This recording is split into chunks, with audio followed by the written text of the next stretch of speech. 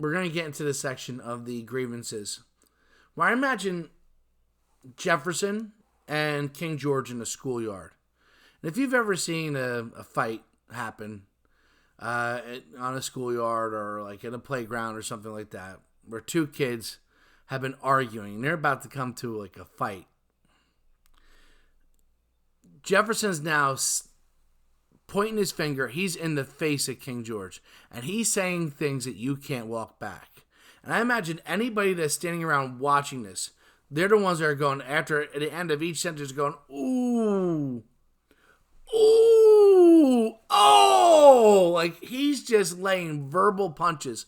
Things that once he's done saying them, you can never be friends with this person. You can never roll back. It can't be peaceful anymore. You are laying it all on the line, and you're about to start swinging soon.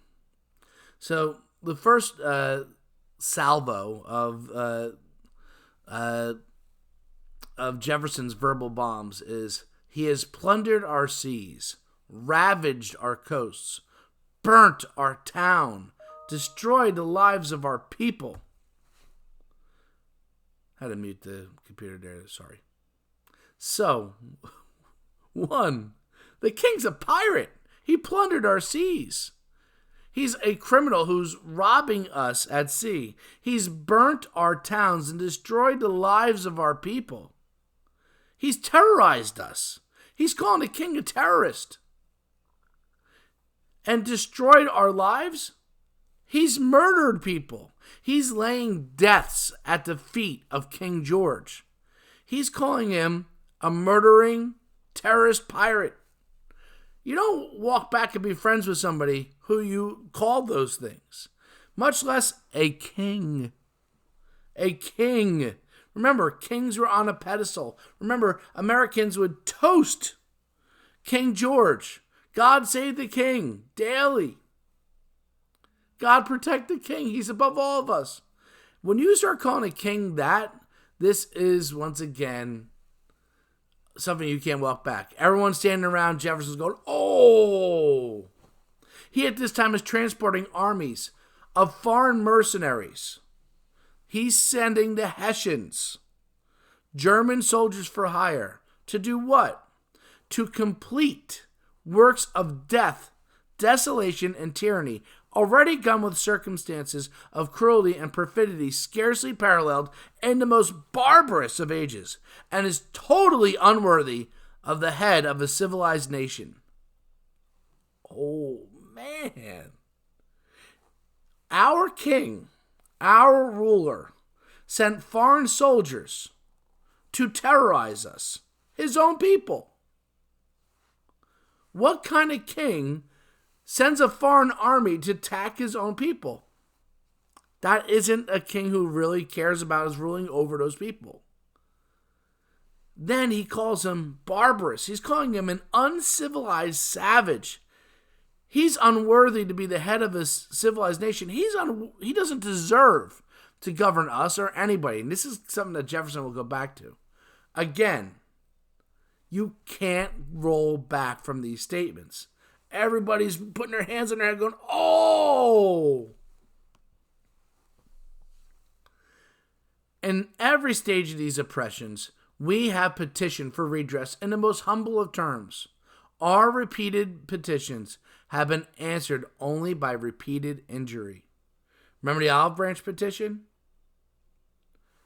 We petitioned the king. We tried to find a peaceful solution to this.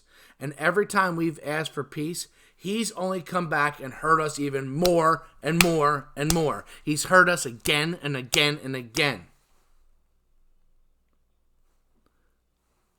Note the words in this next quote.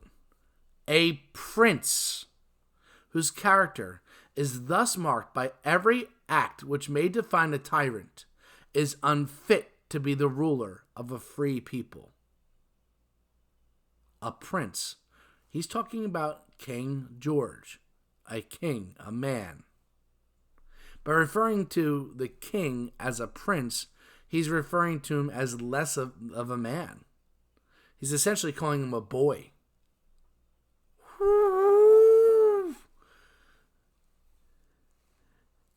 whose character is marked by every act that call him as a tyrant, is unfit to be the ruler of a free people. He's taken powers that don't belong to him. He's attacked our people. He does not deserve to rule over anyone. Anyone. Much less an empire of people.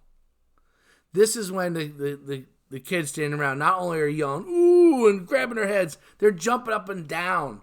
This is just slaying him. He's slaying him with words right now.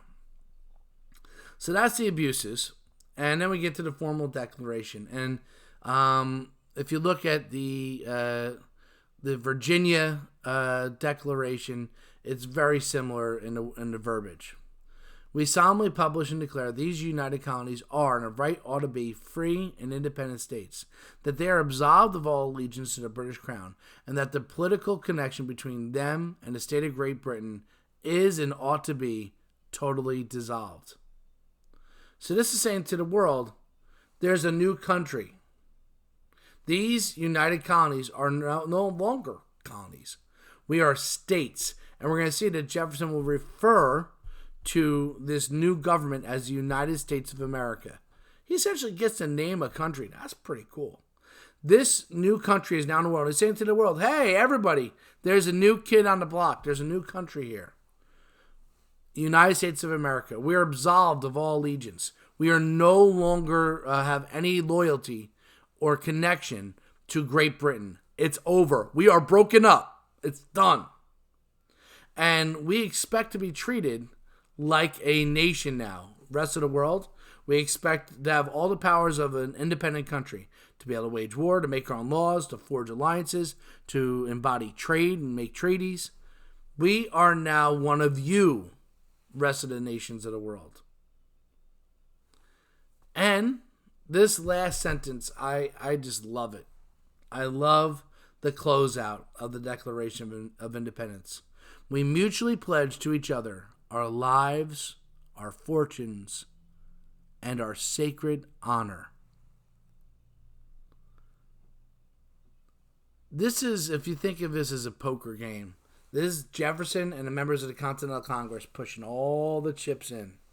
We're all in, baby. We're all in. We're putting everything on the line.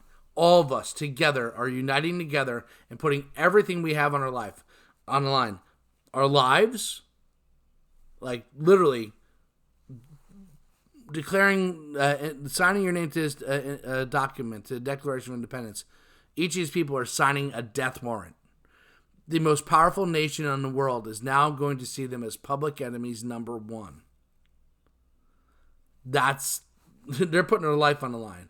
Our fortunes, not just their financial fortune, which they are putting on the line, their property, everything that they own, are now going to be targets. And our sacred honor, our reputations, our value as human beings, we are putting on the line here. If we lose this, history will remember us as traitors.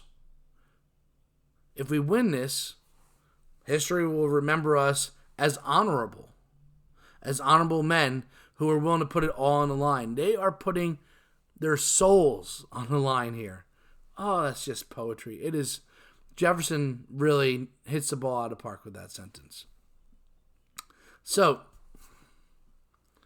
my question for you is, I want you to pick out one of the grievances against the king that were spoken about in this video.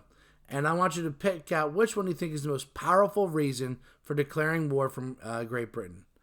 You don't have to write it word for word, but, write it close enough that I can tell which one you're talking about. And then I want you to defend your answer. Explain yourself. Why do you think that this is the most powerful argument for declaring war against Great Britain?